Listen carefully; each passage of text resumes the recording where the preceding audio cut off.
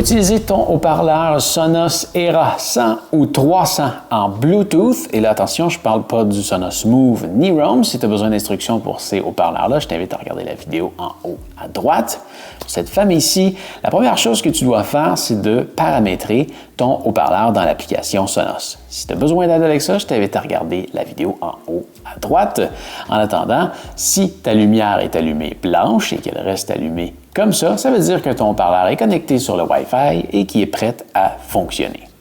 Donc, une fois que ça c'est fait, tout ce que tu dois faire, c'est d'aller retrouver le bouton Bluetooth ici à l'arrière. Et si on le maintient jusqu'à temps qu'on entende, je vais juste monter le volume, le son suivant. Donc, il faut le maintenir à peu près 1 seconde jusqu'à temps qu'on entende le deuxième son. Celui-là, maintenant, on peut relâcher et on a une lumière ici qui clignote bleu. Quand ça clignote bleu, ça veut dire que le haut-parleur est en mode jumelage. Donc, c'est le temps de prendre son téléphone ou n'importe quel autre appareil et de se rendre dans les paramètres Bluetooth, comme ça ici, Bluetooth Settings, et on va voir un nouvel appareil, ici le Era 100. Donc, je le sélectionne. On entend ce bruit-là. Ça veut dire que la connexion est maintenant établie entre les deux. Pourquoi? Parce qu'on a ici une lumière bleue qui reste toujours allumée. Si je réappuie sur le bouton Bluetooth à l'arrière ici, un simple clic, ça nous ramène vers le Wi-Fi. Donc maintenant, les deux sont déconnectés.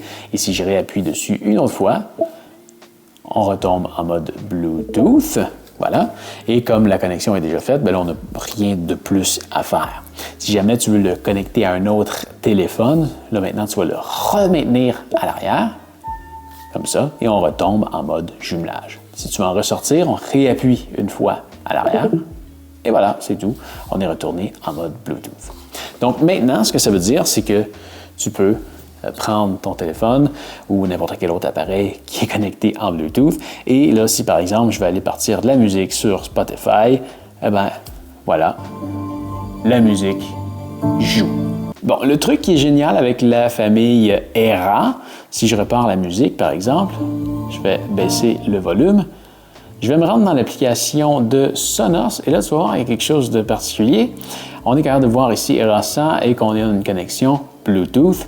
Eh bien, maintenant, je peux jumeler ça avec toutes les autres pièces. C'est-à-dire que dès que tu as un Sonos Era, un 100 ou un 300 sur ton kit, ça veut dire que tu peux maintenant jumeler ta musique sur n'importe quel autre haut-parleur. Donc, n'importe quel haut-parleur Sonos est maintenant capable de recevoir un signal Bluetooth grâce à ton Sonos Era.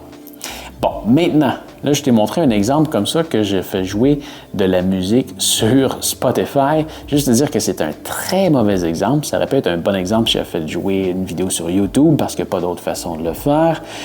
Bon, qu'est-ce que tu dois faire si jamais tu veux jouer de la musique sur Spotify? Passe pas par le Bluetooth parce que ça fait simplement une grosse compression. Ça rend la tâche plus compliquée à ton téléphone parce qu'il doit télécharger la chanson et la compresser et l'envoyer. Bref, tu vas avoir une bien meilleure expérience si tu sors du mode Bluetooth, comme ça. Donc, on est retourné en mode Wi-Fi.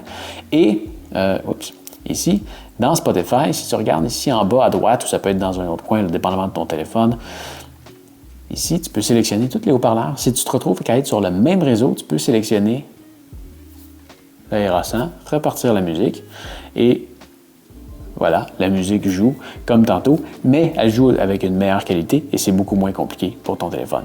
Plus de batterie, meilleure de qualité audio, moins de problèmes. Donc voilà, c'est tout en mieux. Donc si tu peux éviter le Bluetooth, fais-le. Si tu n'as pas le choix, ben, c'est comme ça que ça fonctionne.